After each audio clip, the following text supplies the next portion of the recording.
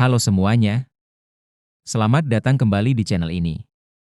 Hari ini kita akan bahas Bitcoin secara lengkap, tapi tetap dengan bahasa yang santai dan gampang dipahami.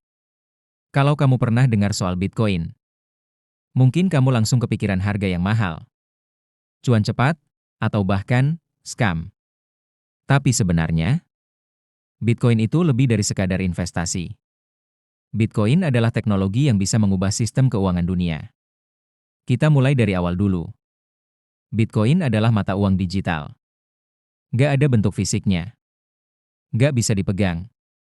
Tapi punya nilai yang bisa ditukar. Kalau uang biasa, seperti rupiah atau dolar, dicetak dan dikontrol oleh bank sentral. Nah, Bitcoin gak begitu. Bitcoin bersifat terdesentralisasi. Artinya, tidak ada satupun pihak yang mengatur atau memilikinya. Semuanya berjalan otomatis lewat kode dan jaringan komputer. Bitcoin pertama kali muncul pada tahun 2009.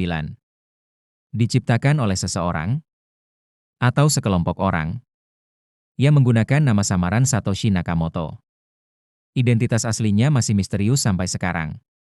Tapi yang pasti, dia punya tujuan besar. Membuat sistem keuangan yang bebas dari kontrol pemerintah dan bank. Setiap transaksi Bitcoin dicatat dalam sistem yang disebut blockchain. Bayangkan blockchain seperti buku besar digital. Semua transaksi dicatat rapi, transparan, dan gak bisa dihapus. Kalau kamu kirim Bitcoin ke temanmu, transaksi itu akan diverifikasi oleh ribuan komputer di seluruh dunia. Lalu dimasukkan ke dalam blok. Dan blok itu ditambahkan ke rantai data, itulah blockchain. Jadi, bukan cuma sekadar uang digital, tapi juga sistem pencatatan yang aman dan gak bisa dimanipulasi. Kenapa Bitcoin bisa mahal banget? Jawabannya karena kelangkaan dan kepercayaan. Jumlah total Bitcoin yang bisa dibuat cuma 21 juta kain. Gak bisa lebih. Dan sekarang, lebih dari 19 juta udah ditambang. Artinya, makin sedikit Bitcoin tersisa. Makin besar permintaan. Makin naik juga harganya. Orang-orang mulai percaya bahwa Bitcoin bisa jadi alat lindung nilai. Seperti emas digital. Mining, atau penambangan, adalah proses untuk memvalidasi transaksi dan menciptakan Bitcoin baru. Para penambang pakai komputer super canggih buat menyelesaikan teka-teki matematika rumit.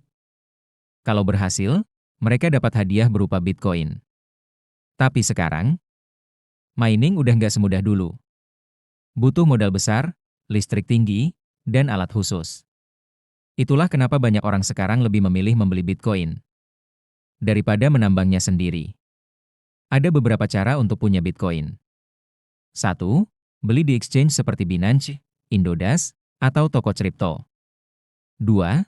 Menambang, kalau punya alat dan modal. 3. Menerima Bitcoin sebagai pembayaran, misalnya dari jualan online. 4. Ikut airdrop atau voucher, walau jumlahnya kecil. Kalau kamu pemula, cara paling gampang adalah beli lewat exchange. Tapi pastikan kamu simpan di wallet pribadi, bukan di platform orang lain. Meski potensinya besar, Bitcoin tetap punya risiko. Harganya sangat volatile. Bisa naik ratusan %. Tapi juga bisa anjlok dalam sehari. Selain itu, karena sifatnya digital, kalau kamu lupa password atau kehilangan wallet, Bitcoinmu bisa hilang selamanya. Jadi, jangan invest lebih dari yang kamu siap untuk kehilangan. Dan selalu belajar dulu. Jangan FOMO, fear of missing out. Apa bedanya Bitcoin dengan uang biasa? Bitcoin terbatas. Uang biasa bisa dicetak terus-menerus. Bitcoin terdesentralisasi. Uang biasa dikontrol pemerintah. Bitcoin bersifat global. Bisa dikirim ke siapapun, dimanapun, tanpa perlu bank. Bitcoin transparan. Semua transaksi tercatat dan bisa dilihat publik. Tapi uang biasa tetap dibutuhkan. Bitcoin belum bisa sepenuhnya menggantikan rupiah atau dolar. Setidaknya untuk saat ini. Banyak orang percaya Bitcoin adalah masa depan sistem keuangan dunia. Beberapa negara sudah mulai melegalkan, bahkan menjadikan Bitcoin sebagai alat pembayaran resmi. Contohnya El Salvador. Tapi tentu saja, Masih banyak tantangan. Regulasi, penerimaan masyarakat, dan teknologi yang terus berkembang. Yang jelas, Bitcoin bukan tren sesaat. Dia adalah revolusi digital di dunia keuangan. Bitcoin bukan hanya soal cuan. Ini soal kebebasan finansial, soal teknologi baru, dan soal masa depan uang. Kalau kamu tertarik, pelajari dulu dari dasar. Pahami risiko dan peluangnya. Jangan cuma ikut-ikutan. Jadilah investor atau pengguna yang melek informasi. Sekian dulu video kali ini. Kalau kamu suka konten edukasi seperti ini, jangan lupa like, subscribe, dan aktifkan loncengnya. Sampai jumpa di video berikutnya. Terima kasih udah nonton sampai akhir.